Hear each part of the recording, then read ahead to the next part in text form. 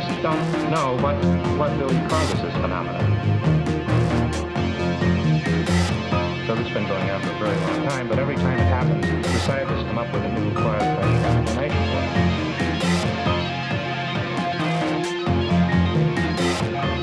We just don't know what really causes this phenomenon.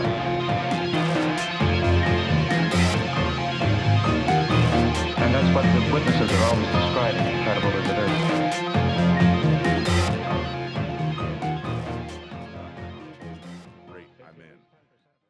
Welcome to Don't Turn Around, a podcast about the extraordinary and the unexplained and the profound impact paranormal events have on our lives.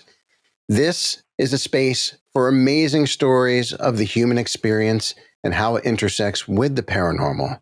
If you've had an experience and you'd like to share it, well, I love to hear from the community. Feel free to shoot me an email at dtapodcastinfo@gmail.com. Speaking of the community, thank you so much to all the listeners and viewers out there. Without you, this show wouldn't really be possible because you see, this is a show about telling stories, and stories need audiences. Stories need ears. And a great way you can help these stories reach more ears is taking a moment, maybe even considering hitting pause for just a second, swinging by Apple Podcasts, swinging by Spotify Podcasts, leaving the show a glowing review. Reviews do really help in giving the show exposure. And finally, special thanks to the Patreon community. Without your support, well, it would be hard to keep the servers up and running and keep the lights on. So thank you. Thank you so much for that. All right, let's get into tonight's show. Our guest is a writer, host, and lifelong geek culture enthusiast, best known for her work across gaming and paranormal media. She first rose to fame as a host for IGN and Nerdist News, where her humor and deep knowledge of pop culture made her a fan favorite. Beyond gaming, she co-starred on Expedition X seasons 1 through 7, and also co-created and hosted the Bizarre States podcast, exploring the strange and the unexplained. And now she hosts the all-new Occulture Shock podcast and continues to blend curiosity, storytelling, and a love of all things weird, bringing passion and personality to literally everything she touches. Jessica Chobot, welcome so very much to Don't Turn Around. Thanks for having me. Really looking forward to our discussion. I was ambitious with the bullets that I sent you. Mm-hmm. I don't know if we'll get to everything because these conversations tend to take their own path, but let's jump right into it. So when I have new guests on the show, I love to know where the interest began in the paranormal, what it was like in the early days. So when I was little, I would say probably, I'm guessing around 6 or 7. We were at my grandfather's house for Christmas, and he had one of those old time life books. And I remember opening it up and reading about the lost colony of Roanoke. You know, I know it's been quote unquote solved at this point, kind of, sorta, but yeah, back then it was like still really, really kind of a big mystery. And so that got me peaked for it. And then I think a different Christmas, same location, I remember, and you can see this on YouTube somewhere, I remember watching an old news report about how a local Toys R Us was haunted. Ooh. And that they were doing interviews with the manager and people that worked there. And first of all, as a kid, Toys R Us, tuned into that news report, and also haunted. So it was like kind of the best.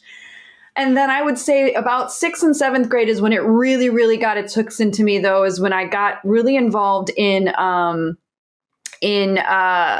Unsolved Mysteries with Robert Stack, combined with learning about Greek and Roman mythology. Basically, I wouldn't go outside to play for lunch. I'd go to the library because the library had one of the only computers, and on that was Oregon Trail.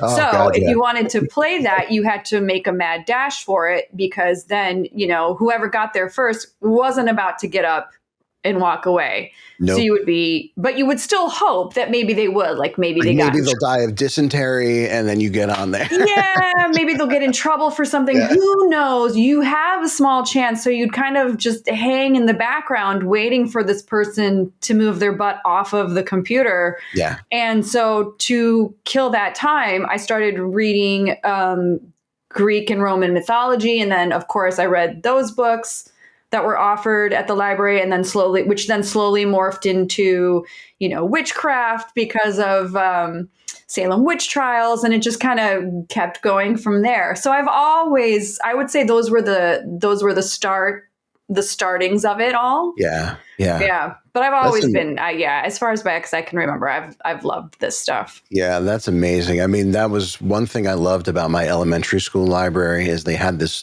one section. It was all the way in the back corner. That was all the paranormal books, Loch Ness Monster, ghost stories, UFOs. And that's where I spent most of my time getting all my books from. Yeah, me too. I loved it. That's brilliant. Now, did you have any experiences when you were younger? Any encounters with anything? I had some weird stuff, but not as far as seeing any apparitions or anything like that when I was younger. It was more just a personal interest. The one thing I did have happen, which was, there's been more than one, but I think the one that made the biggest, noticeable impact and what carried it on from, being a kid into liking it as an adult is I went to school in Ohio. My parents lived in Michigan at the time. And so I would drive late at night because it's a 2-lane highway. So the minute there's construction or somebody gets in an accident, you're all screwed. And so I would wait till it was evening to drive because nobody would really be on the road. So I was driving from my parents' house back to school. And I think it was just after I passed Toledo. Is that right? And basically once you, at least at the time, which would have been the 90s, once you pass that area, it just turns right into cornfields and just, farmland. And so it's super flat and you can see far and it's really desolate and dark. And pretty much the only lights out there are the street lights, which are also just occasionally working. Right. So it's got to be midnight, 1:00. And I look off to my left and it's complete blackness, but out in the distance, I see 3 really, really blindingly bright lights. Yeah. I guess kind of in a triangle formation. Honestly, the glare off of them was so big. You could just tell it was 3 lights and that's kind of it. And I was trying to figure out if it was a plane that was landing, but there was no flickering. And then I was thinking, well, it could be coming towards me. Right. So it would be kind of, in a sense, headlights to the plane. And so I was kind of paying attention to that. And I was trying to figure out where the horizon line was at because it was just so strange. And then right as I was thinking, working it through my brain as to what this could possibly be and trying to justify what I was seeing, 2 of the lights shot off in opposite directions and the other one shot off up the top. And it moved so fast that you could only see the light trail. You couldn't actually see, it was just, and then you could see the trail, but not the balls anywhere else, I guess. Yes. And so that one really freaked me out because I was the only one on the road. And I specifically remember pulling a Close Encounters and staring at my clock because at the time in my car, because at the time that was kind of immediately the reference I thought of course. And thinking, oh God. And then I started thinking, don't think about them because they know you're going to be thinking about them and then they're going to show up. And then I was like, oh shit. And then I just kind of kept driving and hoped for the best, but then I had no other problems. And so I just got home and How much further did you have to drive after experiencing that? Oh, I think I had another 1.5 hours, 2 hours maybe. That's substantial for something that astounding to happen. How did you process through it past the initial stop thinking? How did you I get didn't from really unlawful? even, I'm not sure if you would call it process so much as like, yeah, I had no idea. I have no idea. So I just kind of assume I saw a UFO. Like, and it's just kind of like, well, there's no other explanation for it for Right. me. I can't think of what else it could possibly be. It moved way too fast to be a plane. Maybe if there was a military outpost around there, maybe they were training with really, really early drones is the Yeah. only thing nowadays that I could think of that could possibly be. But I don't know of any military spots out there. And I would say that was probably around 96. So I Okay. don't know how far back that tech can be traced. Yeah, that's a really good point. And the Mulder in me is saying, yeah, you saw something for sure. Yeah, and that's the thing with UFOs. Okay, so aliens legitimately scare the shit out of me. I think I'd be more terrified of them than an entity, like a ghost, or even like some sort of cryptid.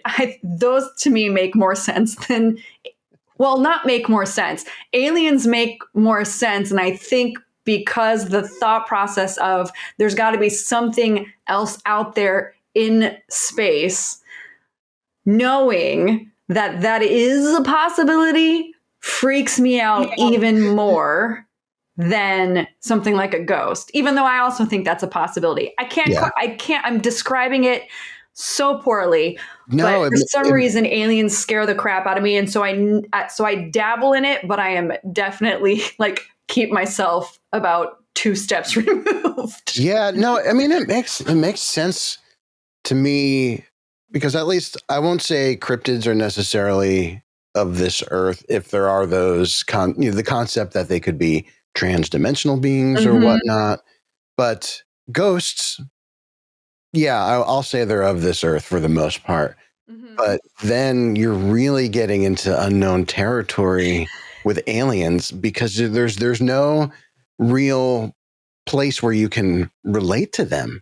Well, and I think with aliens, at least from my POV, we're not going to win. We're not going to win that battle. We're not going to win it. It's anytime any outside group goes in to another person's group, it never ends all that well, at least not from the beginning. And I just feel like we're not going to end up on the winning side of that situation. Yeah, it makes me think of the Porno for Pyros song. I don't know if you're familiar with Porno for Pyros. I do know Porno for Pyros, but I don't know what song you're talking about. So this is a song called, it was one of their singles back in the 90s, I think, called Pets. And like the refrain of the chorus was, "We'll make great pets." Yes, exactly. So, like, or gosh, yeah. Or what's the other one? Gosh, yeah. What's the one with that Mars Attacks? Oh my God. Mars Attacks. It reminds me of Mars Attacks. Mars like Attacks. The funny take on everybody believing that these things are going to be good, and then they show up and they're not. And they're not good. Yeah, we have a going debate in my household when I'm allowed to talk about UFOs, because I'm intrigued by it. And it's something I haven't experienced really firsthand. I had something happen when I was a little kid. But other than that, I've experienced other aspects of the paranormal way more. So, and I'm also kind of glass half full, and I try to see the good in everything. So I'm on the track of, they'll be benevolent, and they don't even want me talking about it. And they say, if you keep talking about it, you're going to bring it to us. Yeah, but the rational side of me, right? Is saying you don't know that at all. So careful what you wish for. So since we're on the subject, then I'm sure you've heard all the buzz about this massive interstellar object. It's they're calling it a comet right now. It's 3I Atlas. Have you heard anything about this? In passing, I haven't really done too much reading on it because comets also make me nervous. But for different reasons, for totally different movie references. It's more like deep impact yes reasons. Yeah, I mean, dinosaurs historically they have not, Historical reasons. there's a chance there. There is a chance. So that but also just because honestly, I've just been paying so much attention to getting my podcast kickstarted and just researching for that I haven't. And because comments are a little bit more outside of what I'm trying to focus on, I haven't really been following it up too much. Yeah. Last I heard, this was something that it's squeaking past Earth so closely that I'm just like, I don't need to know. Yeah. I'll just wait. But do you want the nightmare fuel? Do you want the high level summary? Yeah, just give it to me now. You can't tease it and not ruin my day. So I get that. I really do. So to summarize it, and I'm sure I'm going to do a terrible job, but there's this interstellar object of some good size hurtling toward our solar system faster than any stellar or interstellar object that we've ever tracked. And a Harvard professor, Avi Loeb, who is known kind of in the UFO circles, published what was strictly a thought paper of what if this is actually an intergalactic ship? What are the likely outcomes of this coming to our solar system? And then, of course, social media gets a hold of this and they're saying there is an alien mothership on the way to invade the planet. And there's so much buzz. You don't hear anything about this just being a thought paper. Yeah. But now that it's getting closer, it's exhibiting some non-commentary type behavior. Apparently the outgassing is all wrong. It's emitting a lot of carbon dioxide. And now it appears to have some of its own self-illumination. So a lot of head scratching going on. But then, of course, it is so hyped. And it does make you wonder. I'm thinking it's natural, right? It's natural. For that right, Jessica, tell me it's natural. I think it's natural too. Usually, I hate, how do I want to put this? When the hype train grabs on that hardcore, whether for good or for bad, I kind of automatically tune out because I don't know, it never really, very rarely pans out to be the case. Yeah. And so, and that the fact that this guy, it was a think paper and now people have kind of taken it and run with it, I feel that's really dangerous to look at as being any type of credible. Yeah. I mean, I'll lose more. I guess this is the best way to sum it up for me. I'll lose more sleep over the fact that this could potentially collide with Earth and destroy us than it's an alien ship. Yeah. That totally makes sense. That is certainly, in my opinion, one of the downsides of the internet when it comes to what we do as paranormal researchers and folks that are looking for genuine evidence. Is there's such a dearth of hoaxes, and it's so much easier to create a hoax these days with AI. It's hard to know what's factual and real out there. And as a person, my philosophy, again, I mentioned Mulder earlier, but I truly want to believe, right? I truly want to believe.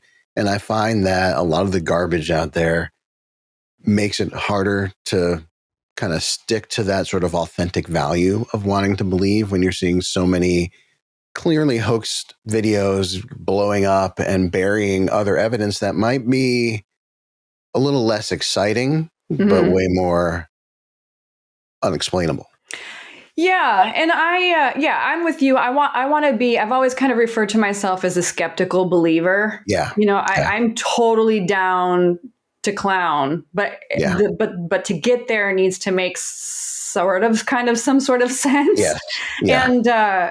And I also think it's really, especially for now, and by no means do I want to turn this podcast political, but when things are going crazy in the world in general, no matter what the case may be, you find that these kind of reports happen a lot more often. Now, whether those are planted, whether that's just human nature looking for a little bit of escapism. Yeah. And so when that happens and you do start getting a lot of stories like this, it is, to your point, really hard to kind of find the actual leads to potentially true events versus like people kind of letting their imaginations go haywire as a type of self-soothing and or distraction and or just feeling of control. So, you know, that it's tough. I mean, you just got to look back in history and see when we've had these peaks of when people start talking, and it's not just UFOs, it's anything that is spiritual or cryptid or UFOs. I think UFOs are an easier one because of how advanced our technology has gotten in such a short amount of time. It makes, I think, a little bit more sense to us to imagine that there's another group of beings out there that have moved even further and faster. So yeah, I just think you got to look at history and kind of like take it one step at a time and really question who you're listening to and why and what their points are. And how that can all be backed up as best as you possibly can. Yeah. Very, very well said. Very well said. And I do think that this concept of distraction and escapism, I mean, it doesn't get more human than that. Right. And we are facing hard times and it's overwhelming. And I think to create those breaks for people maybe is not always so harmless. When it gets maybe to the point of it's building fear in people, that's a different story. But a few fun distractions out there. That's human nature, right? I mean, look back. I mean, even with spirituality and witchcraft and paranormal and all of that, I mean, it really cropped up back during the Civil War. Yeah. And then it cropped up again during World War I. And it cropped up again during World War II. And not because, and again, aside from the political aspect of that, because you could probably tie it into that as well, but also just from the personal aspect, because so many people were losing their loved ones that they wanted to reach out. And so you get this kind of constant highs and lows of when these types of subject matter really kind of pop off in culture. And I find it really fascinating. You know, it's also fascinating too, just looking through the lens of Western culture and seeing these peaks and valleys and this interest in, we'll just refer just to the spirituality part of it, where we've seen, as you listed, the big events in the current timeline. And then you think about other cultures, Eastern cultures, where spirituality and talking to the ancestors and ghosts is an everyday thing. And I just wonder where the two line up for West and East. If times are harder in Eastern culture, are they more able to grasp onto their traditions because it's part of their everyday life, whereas it's a little more chaotic here? Yeah, I have no idea. I mean, I'm definitely not the one to answer that question, but yeah, it is a good question. I also wonder too, you could toss into the mix, what part of that is traditional versus like traditional life versus modern life, in the sense that, you know, every group on the face of the planet has venerated their ancestors, has had their folklore, has had their folk traditions. Where is it the split where it seems like some cultures have been able to really hold on to that and celebrate that, and I guess others, it feels a little bit more buried. Yeah. And by others, I'm speaking specifically for myself as somebody from the U.S. You know, obviously I have ancestors that came over to the States that were from like Poland and Germany and whatnot, and they had their own traditions and what have you. And then why and where was the shift? There's some information I have from the family that said that, you know, they were trying to escape, again, World War I and World War II.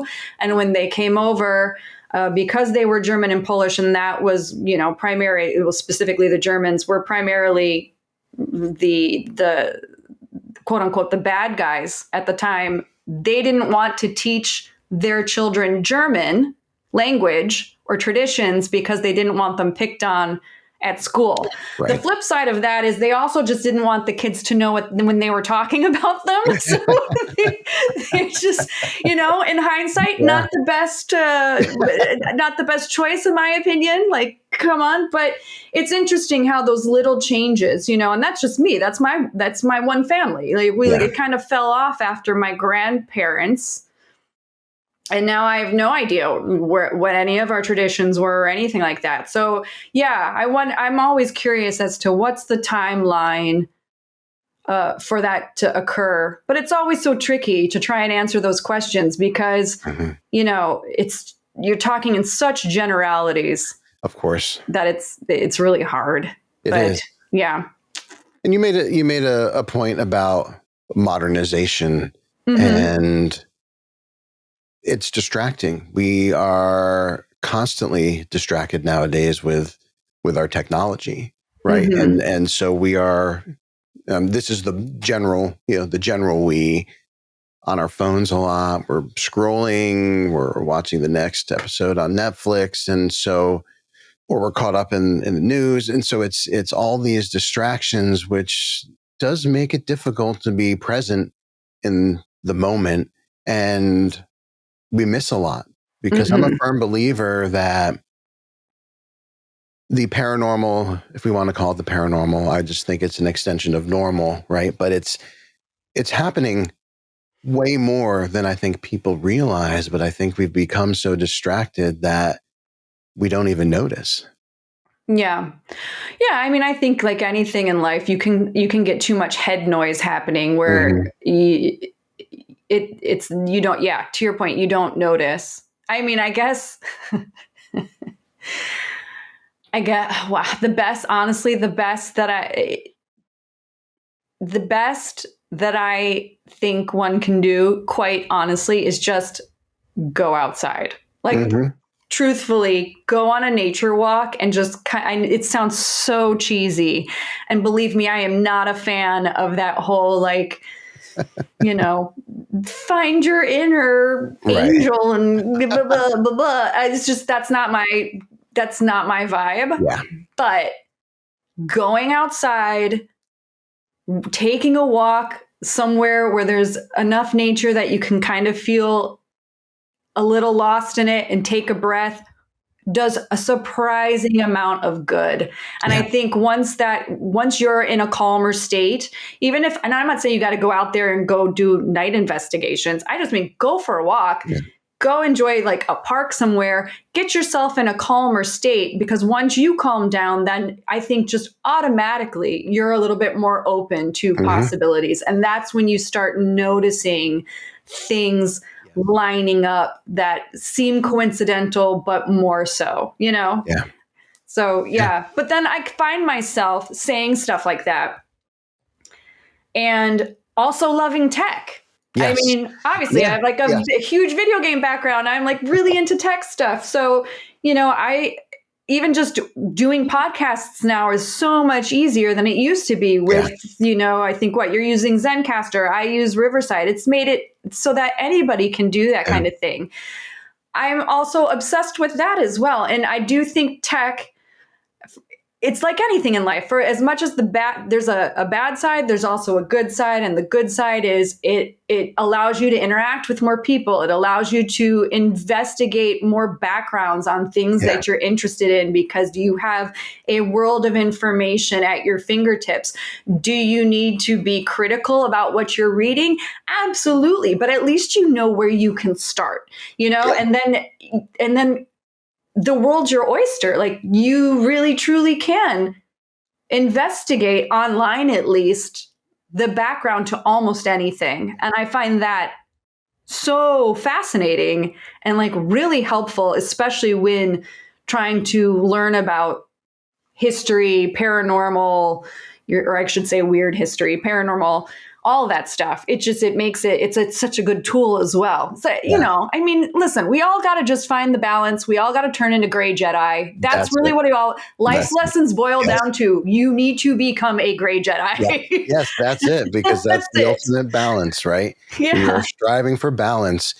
And, it's interesting. And I was having a conversation with another podcast that I work with the psychologist, and he was talking about balance, and there's no true balance. It's always either pushing or pulling toward that balance, and sort of understanding where you are sort of in that push and pull, right? But, I mean, I guess finding balance, true balance, would be akin to finding enlightenment. yes. Which I don't, supposedly there's been a few people that have pulled it off, but I think for the most part, it's always a matter of pushing and pulling, and hopefully you get to the point as you get older and learn more about yourself and others and how the world works and how you would like your life to work within that. Hopefully you're able to narrow it down more towards the middle than anything else. Right. Yeah, absolutely. Absolutely. So moving on from balance, though, I think balance was involved in some of this investigation, considering the terrain. Oh, but I want to talk a little bit about your experience investigating the Mammoth Cave system in Kentucky. Fascinating. I also discovered I do hate caves. And that's remarkable that you say that, because from the footage from the investigation, you appeared super calm. I'm panicking watching this episode, but you seemed together. Well, yes, I can stay calm in situations like that, but I don't love them. To me, out of all of the ones all the locations we did, I prefer to be, and we had a couple other cave investigations further on down the seasons. I prefer to be outdoors. Yeah. At least Mammoth Cave, I believe, off the top of my head, if I'm remembering it correctly, at least it was my first big caving experience, and it's a huge cave system. Yeah. So you feel a little bit like tight, but it's not, you can stand up fully. Yeah. And but you just jogged my memory. I did have a complete and utter meltdown in the cave system. Oh, you did? Like a full-on face to the ground, dry heaving, hyperventilating meltdown. Oh my God, you totally blew my mind. You're going to have to tell me about that. Okay, so here's the story. So it was the first time that we went in. I had no idea what to expect. I'd never been there before. We did have a group of other cave divers with us that were part of a science team that mapped those caves. So that was extremely helpful. Oh, yes. One of my biggest fears, which is heights, which you wouldn't think would be an issue in the caves, except that Mammoth Cave has huge drop-offs, like mega drop-offs. And these cave divers that were coming with us were also taking us on trails that were off the beaten path, because you can tour these caves, but then there's also sections that you can't, that are essentially unmapped, which is why those cave divers exist, blah, blah, blah, blah, blah. So they're taking us through this. And at one point, there are kind of these steps that are basically just indentations in the mud leading up to this walkway, which is also just mud. And it's literally like maybe you can stand there with both of your feet next to each other, and then it's just a complete drop off into literally nothingness. Like you can't see the bottom because it's just dark. And I lost my mind. I had a complete panic attack to the point where I was on my hands and knees on the ground in the mud with my face in the mud, hyperventilating and crying. And Phil, I can't remember. I think they might have showed a little bit of this, but I don't know if they showed too much because it was such a narrow passageway. There was no room for a cameraman. Right. So if they got anything, it was from a distance. But Phil basically had to like talk me through a complete panic attack and be like, I got you, Jess. It's okay. You need to stand up, breathe, like a full, like he was like, had to rub my back. Like it was a full meltdown. And eventually I got okay with it. And I moved through that. And then we went up and down those caves within those caves like 5 times. Cause at the end of every evening we'd have to come up. And so it was the same pathway every time. So by like the end of the second day, I was pretty chill, but that first one did not go well.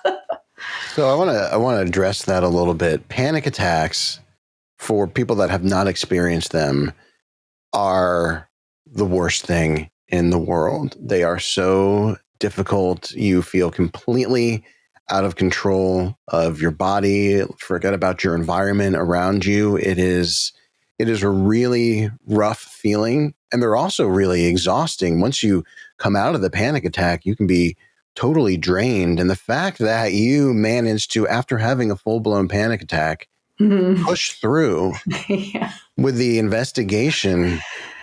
Yeah. How? What? I mean, you have to. There's no option. You've got all these other people waiting on you. It's not just Phil and I down there. We've got a whole crew. And while it looks hard for us, in my opinion, and I'm going to speak a little bit for Phil here as well, I feel like he would agree that it's even harder with the crew because they're dragging cameras along, they're dragging sound equipment along. So we're worrying about our backpacks. They're worrying about their backpacks and their gear and themselves, and they're doing it the same rate that we're doing it. So it's there is no time to there's no time to sit one out. You just can't. You just can't do that. I would, aside from potentially being fired, I also personally would just feel so bad if I ruined the day for literally everyone else.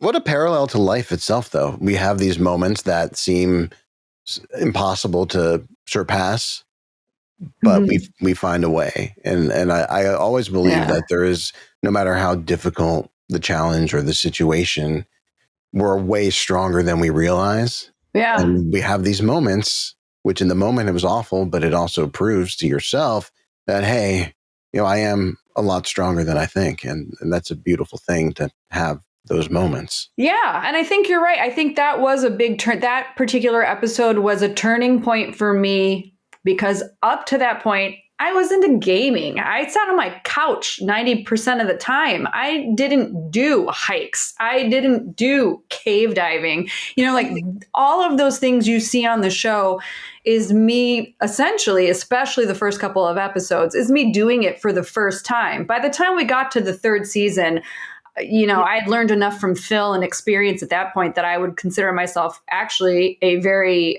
decent outdoors woman. But up to that point, I was a gamer. I wasn't doing anything. So all of that I kind of had to learn on the go. And that's where Phil really shined because he is a very outdoorsy guy. And so I kind of just copied his lead. And by the top of the 2nd season, definitely the end of the 2nd season, I would say I had a pretty good grasp on what needed to be done.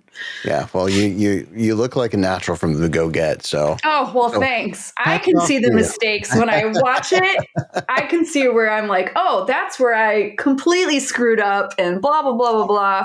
But I'm glad that TV magic makes it look like I'm way more professional than I actually am. Well, that's debatable. I'm going to say it was you, but we can give some credit to the editors, right? Yeah, exactly. So it just seemed like an alien environment there in those caves. And sure, you've been to spooky places. How is it different to be in essentially a haunted cave system versus being in, say, an asylum or a haunted castle? What was the vibe like? Because I've found that on investigations, different spaces, if they're quote unquote haunted, we'll just throw that term out there. there's this underlying kind of energy, but then there's specific character to spaces that make them unique from one another. But I found like battlefields have a very similar character, and spooky houses, for the most part, have a similar character. What was the character like of these caves? I would say a lot more wild, for lack of a better phrase, more more dangerous nature vibes than going to an asylum or something and doing your traditional ghost investigation. You definitely felt, because part of Mammoth Cave is, if you go down there, it's been open as a tourism spot for decades. I think going as far back as, definitely the 1800s. I don't know how further back it originated from. But and you can see markings like that. You know, they've got it. People over time have carved their names into the cave system and stuff. And you can actually track the dates, you know, to how far back people have been going there.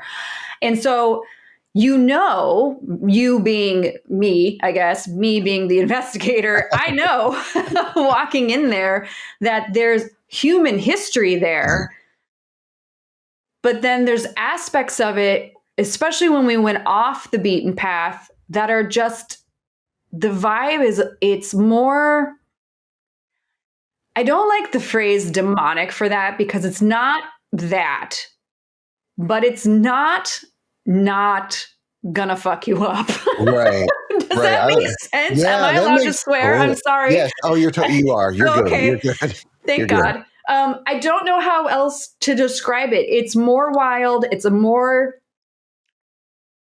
I think saying nature spirit's too nice, elemental, but also along those lines. Yeah, it's wild elemental or something like that. Yeah, elemental is a great way to put it. Wild elemental with a smattering of human history over the top. It's the strangest layer cake, and it's a definite vibe that I think you can feel the minute you walk into the caves. In fact, I've been to now touring multiple caves as a tourist around the world at this point, and even though I hate them, and that same vibe happens every time I make my way into a cave system.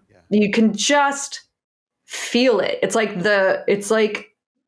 the underground spirits are talking to you. Yeah, no, that makes a lot of sense. I mean, the caves are born from the ancient material that makes up this planet. You know, that's been here before we walked the earth. These caves were forming, and who knows what energy can be contained.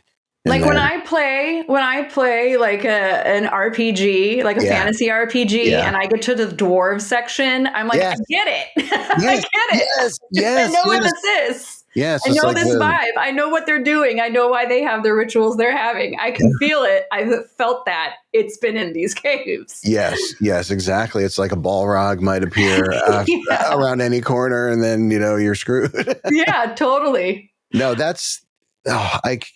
caves are spooky, and this for me was one of the most intense investigations for anything that I've ever watched.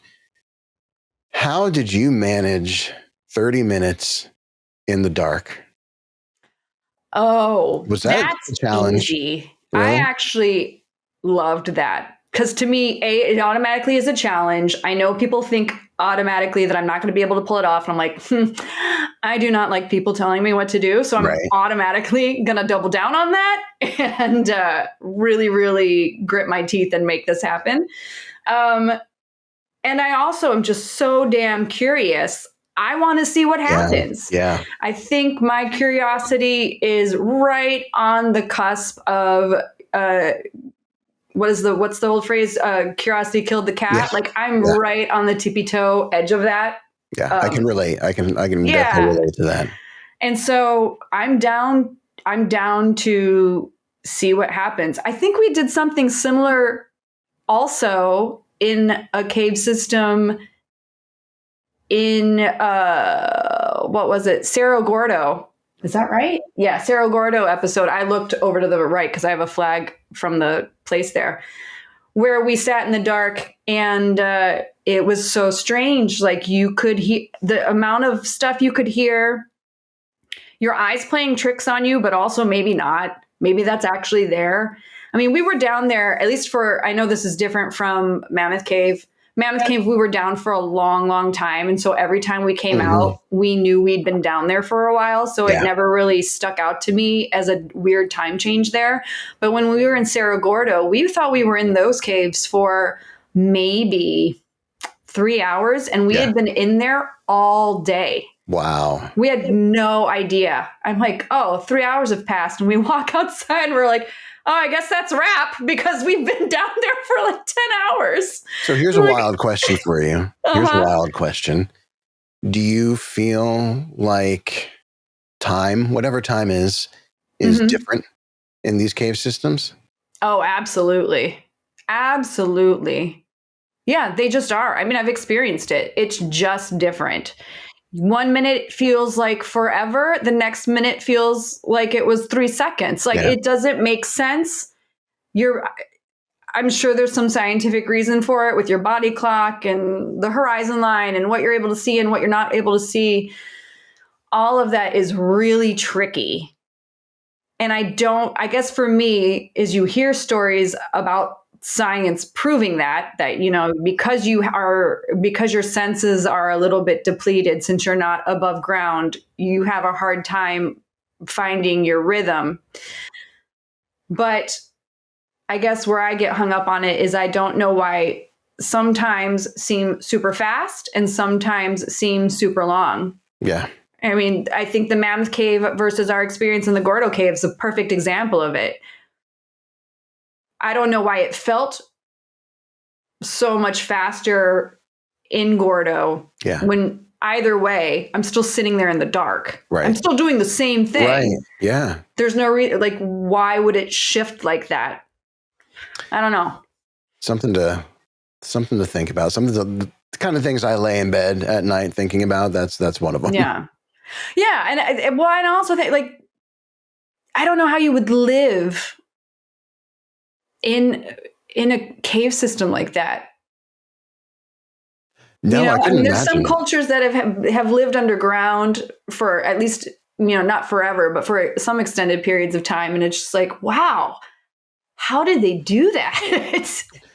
It's mind-boggling. I don't know. I don't think I could do it unless it was out of pure necessity, but I wouldn't like it. I don't know, right? Because the body can get used to anything. This is true. So is it just a matter of getting used to it? Or is it an actual issue? Will it mess with you, or will you be okay? Is it the same vibe as, like, if you're up in space on the space station for too long? Is that, I don't know. And then you wonder, are certain people predisposed to being able to become acclimated to that environment, whereas, certain people are not? Is it a genetic thing? There's so many outliers. With questions. All right. Which I love, which I do love. I will tell you this before we move on. There have been few investigations that have made it hard for me to sleep. Mm-hmm. But after I saw the footage of the shadow, that chilled me to the bone. And so, having been in that space where that shadow moved after the fact, when the investigation wrapped up, did you find that stuck with you at all? Not that particular one. I mean, all of them have been interesting. The one that we did, the two investigations we did that have all stuck with me the most out of all of them was the one in Utah, which the irony is that I'm going to be back in Utah in a couple of weeks, that same area. That was the Skinwalker episode, which, FYI, and I'm going to talk to them about this in Vernal during a presentation, was never supposed to be about skinwalkers. We went out there strictly to do UFOs because there had been a big uptick in UFO sightings. Yeah. And the whole first half of, like, when we would interview people and when we were doing our investigations were all UFO based. And all of these interviews, people would keep bringing up skinwalkers. And Phil and I, in the beginning, I think irritated is a harsh word, but we were like, man, we're never going to be able to use any of this, and it's freezing and we're standing out in the snow and we're like, God, wrap it up. But in hindsight, thank friggin' God that these people told us their stories, because then we had that Skinwalker experience where both of us were just, our minds were blown. And we, along with a couple of our producers and story writers and stuff, really pushed the home office to have it be a tandem episode. So that's why that got extended into a 2-parter, is we were never, ever, ever supposed to explore skinwalkers in that area. And then it forced itself. Yeah, which kind of happens on these investigations. Sometimes the paranormal seeks you out and guides you in, most times guides you in a certain sort of direction. Yeah. Right? Absolutely. Well, and then the other one was, and I'll give you a little background on this one too. Other one was Mexico, our cenote episode. Yeah. I saw what looked like our producer just disappear into the jungle, and he was actually right behind me the whole time. And I'm so mad because at least with the Skinwalker, we got a little bit of it on camera. Yeah. The other one we missed completely. The thing that you don't see in that episode was that previous to that, Phil and I did a call and response right where we were standing when I did see that shadow move across into the forest. And so Phil speaks Spanish. We also, our sound guy also spoke Spanish. I obviously do not. So we did an Estes method where Phil put on the blindfold and the headphones so that he couldn't see my lips move and he couldn't hear me talking. I would say the question out loud. Our sound guy would then say it in Spanish, and then Phil would respond what he heard in Spanish or English, in English for me to understand. I know, very convoluted, but that's how we kind of made it work. And so we were out there, and first thing I said was like, "Who's here?" And he says, "Maria." And I'm like, "What were you doing here?" And he says, "Farmer." I mean, it was like bam, bam, bam. I do not know why that did not make the cut. I'm super disappointed about it. But that was all the stuff leading up to the apparition appearing. And another thing that wasn't captured, that happened behind the scenes, and it wasn't captured because it was with the crew. So we're all standing shooting in the middle of the hacienda. To our left, way in the back so that they're not on camera, is everybody we have working with us. So PAs, more audio equipment, craft services, like all of the things that just like support the actual show so that we can get through the day. All of our crew members, not Phil and I, have IFBs on. In case you don't know what IFBs are, whoever's listening to this, it's basically like a microphone system so that all of the production can talk to each other, but it doesn't screw up the audio for the show that we're recording. And so they all have IFBs on. They're all talking to each other in their walkies and stuff.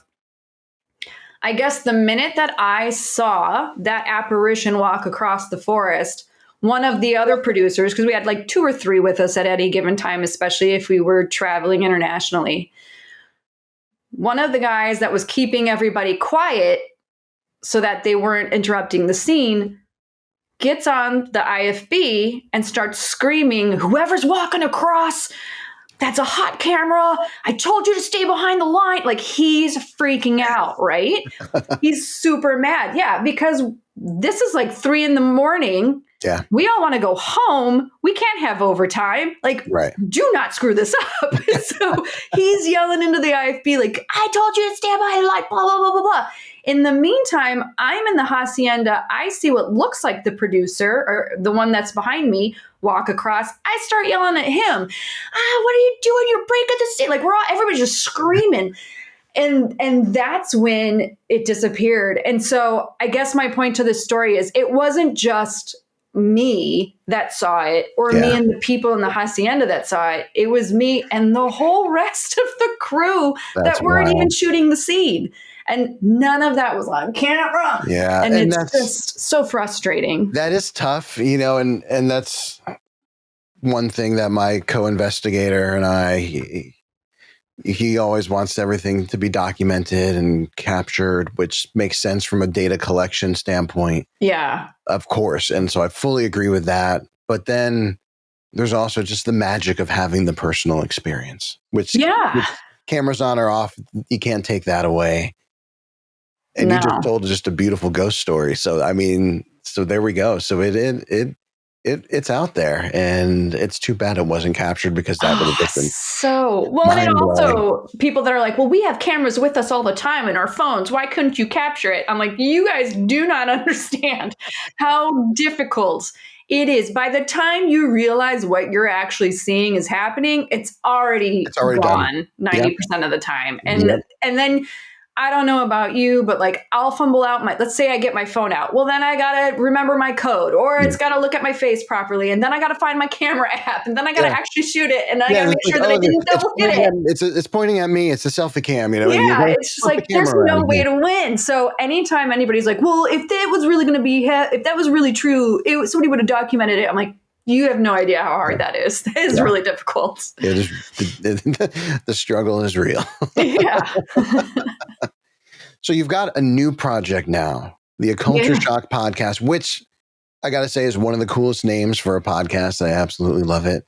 Oh, thanks. Can you share with my listeners a little bit about how this project came to be, and then what we can expect from it? Yeah, well, I mean, now that I'm not on Expedition X anymore and I have way more time on my hands, I have been twiddling my thumbs at home, trying to think up of things, you know, like to do.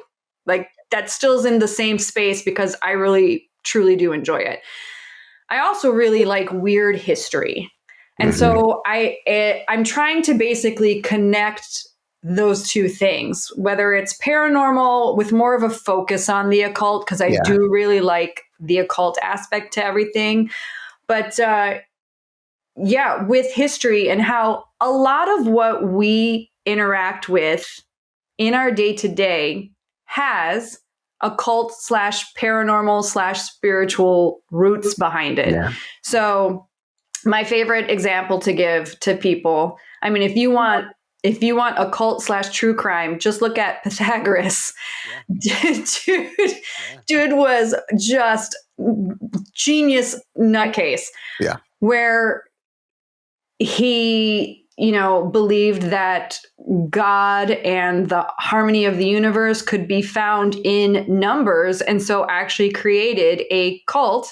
Although cults back then were slightly different than we view cults now, but essentially a cult that worshipped numbers and created math because, of his obsession with these numbers. And then if you want the true crime aspect, there is a, it's unproven, but it's worth looking at. There is a rumor around the town that he actually either gave the green light or turned a blind eye towards other cult members killing another one who had found odd numbers, because there shouldn't have been odd numbers, because they believed, the heavens were the heavens. And so everything was supposed to make sense. And now all of a sudden you have these numbers that don't, quote unquote, fit into their idea of making sense. And so he was drowned because he found odd numbers. I find that kind of stuff fascinating. Or another one, Newton is often referred to as, you think Newton, you think gravity, you think science, all these things. But there's a lot of occultists out there that refer to him as the last wizard. Oh, wow. Because he was really into the occult. Like that's where he based a lot of his studies, which then led to him doing his experiments in order to find out about gravity and all that stuff. But like, there you go. The telephone was originally, I think, based off of an experiment that Edison was doing in order to try and talk to the dead. Yeah. And, was it a marketing ploy? Maybe, because spiritualism was like on its way up, if not, at its peak. And so just the little things like that kind of like get lost to history, or that science likes to turn a blind eye to, yes, science, I think is okay. How do I want to explain this? To me, yes, you always should default to the science. The thing with science, though, is what bothers me, and which is what I try to do with this podcast, is that it often tries to disassociate itself from its occult origins. Yes. And I think that does everybody a disservice, because with the occult origins, you often get that because the people that are doing the rituals, doing the magic, doing whatever within that circle, it's usually because they're creative individuals. Right. And so you're dismissing the creativity that led to the science. Yeah. There's, one leads to the other. And so often I feel like science shuts the door on that because they don't want to be associated with that. But to me, I'm like, that's history. You can't just ignore it. Yeah. Like, there's a thing there, and we should look into it, because by shutting the door on that, and by shutting the door on creativity, it makes this world so much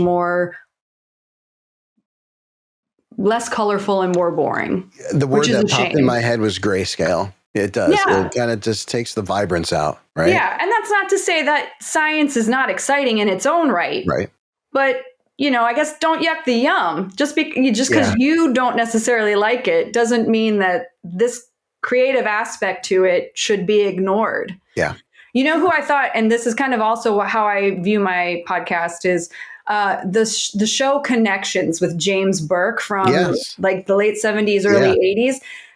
He was a scientist. He did a great job storytelling and connecting how things started way back in the day with like a group of French sheep herders, and how it eventually led to the nuclear bomb, and it takes that thread and follows it all the way through with really nice, concise explanations as to why one thing jumped and led to the other. I mean, AKA the butterfly effect kind of thing. Right.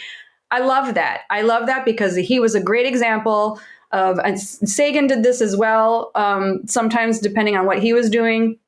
And then you can get deeper in the weeds with like Jungian philosophy and Carl Jung versus Freud and all that, leading to psychology.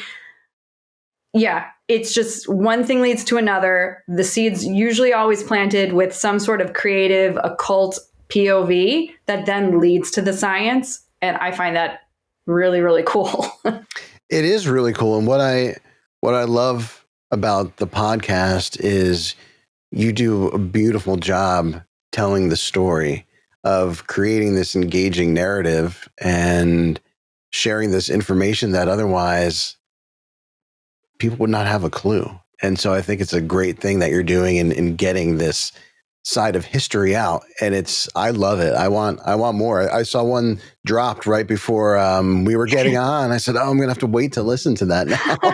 Yeah, I panic edited that because I was like, oh no, I've got like 30 more minutes before we're supposed to go live with yours. I'm like, come on, export.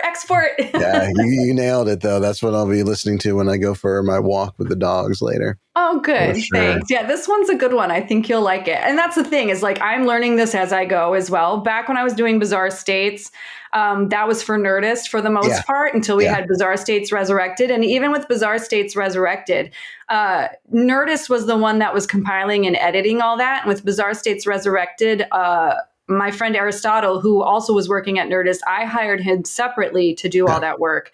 And I got to the point with this one, with Occulture Shock, where I wanted to do this. I wanted it to be my podcast. And so I have been learning as I go. It's very apparent if you even already listen to the first episode versus the one that just dropped. I feel like I found the rhythm. I've learned the software, and we're getting to the point now where I'm like, oh, okay, we've got a legit podcast rolling out. So hopefully I'm glad it makes me happy to hear that you enjoy it, and hopefully people are enjoying the growth along with me as well. Well, it's fun to be able to share that experience, right? With I mean, fun and frustrating. There's been a couple times I wanted to punch the shit out of my computer. And I'll tell you, even after I've been podcasting, not this show in particular, for going on 20 years, and I still have things that happen that make me want to punch the computer. So it's these things pop up because technology is great until it's not. Exactly. But loving what you're doing with the show and looking forward to many, many, many more episodes. I really feel like you're onto something with this concept. So definitely glad that you're putting that out there for sure. Awesome. Yeah, it's been a lot of fun. So we are nearing the end, and I can't remember if I included this in my email to you. One of the last things I ask on the show for new guests is the don't turn around question. It can be taken either very literally, like, do you turn around? No. Or you can take it on a figurative or metaphorical journey. It could be any answer that you want to answer. Okay. First thing that comes to mind. Okay. And so I apologize for not preparing you for this. I must have left that I'm part scared. out of the email. So now you're completely on the spot, but I think you got this. All right. So I'm just going to ask it very, very straight up. Jessica, do you turn around? Always. Why is that? Because I got to see what's coming up behind There you go. Because I trust nothing and no one. And so I always turn around. Plus I'm curious, like we said before, I can't not. I have to see what it is. You can't not. Even if it is a giant comet, you got to turn around and got see. to. Yeah, I have to. I need to know. Yeah. I think that's the thing. Which is so strange too, because it's like you need to know, but I also love the mystery. And so it's this kind of catch-22 where it's like a Stephen King novel, right? Where it's like for the most part, King has a tendency to really just like shit out the endings. But it's okay because it's about the journey. Yeah, so for sure. It's like solving it's okay because it was about the journey. But I also have this driving need to know, which sends me on the journey in the first place. So it's, I guess it's the Ouroboros. It's the snake that eats its own tail. Yes, it is. Absolutely. And that's the beauty of the paranormal too. Mm-hmm. Because the moment you know something, you also know that you have a lot more questions now. Oh, yeah. And I think that makes it such a beautiful thing. Jessica, let the listeners know where they can find all the amazing things that you're doing. Oh, well, I mean, right now, all the amazing things I'm doing is just the podcast. And I guess, it's not a just, though. It's a lot of work. Thanks. So the podcast can be found. Well, recently I have accessed my RSS feed. So you can find the audio version of the podcast pretty much everywhere anybody listens to podcasts at this point. If you want to watch the video podcast version of this and or get the audio and video early, you can go over to our Patreon page, which is patreon.com/Occulture Shock podcast.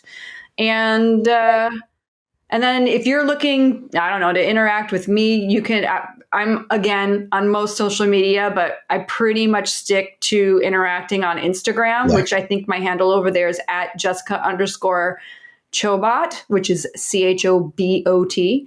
And then for those that are in the US and are making their way around to Paracon, I should be there next week, actually. And I've got, I'm going to do the cocktail hour, and I got 2 presentations now. They're both going to be the same thing, though. They're going to be about the Skinwalker stuff. So you guys kind of heard it. But if you want to see my face, explain it to you. If you're not watching the video version of this, then come and hang out with me in Vernal. I actually didn't even get into it's such a long story. It's so detailed. Oh my God. The Skinwalker one's great. Actually, you know what? I only skimmed the surface. So if you want the deep dive where it involved voices, people texting me saying, hey, are you still up because I'm being haunted in my room?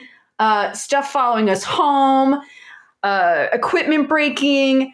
Come to the Vernal experience. I've got so much to share. I guess I'm buying a plane ticket. Yeah.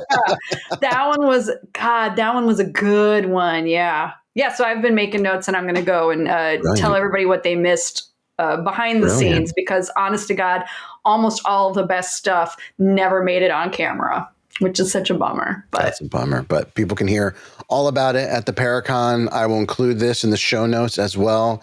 So everyone, you know what to do. Make sure to get out there and support Jessica in all of her endeavors because she's awesome. Jessica, thank you so much for joining me on the show. You have been a true pleasure to talk to. Oh, my pleasure. I hope I didn't talk your ear off. No, it was perfect. Oh, good. It was brilliant. Thanks. And to you, the listeners, thank you so much for being a part of this episode. If you think that there is someone out here that would appreciate this content, that would benefit from hearing what we talked about today, please feel free to share this episode far and wide. Again, thank you for your reviews. Thank you for subscribing. Thank you for liking these videos, listening to these podcasts, no matter how you're getting the content. Thank you so very much. And with that said, we'll catch you next time.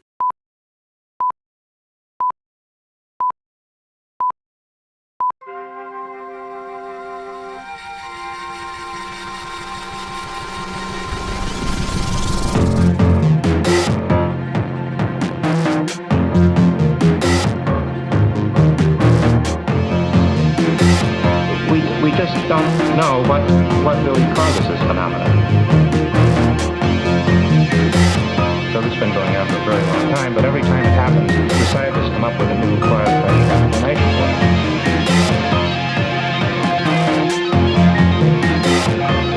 We just don't know what really causes this phenomenon.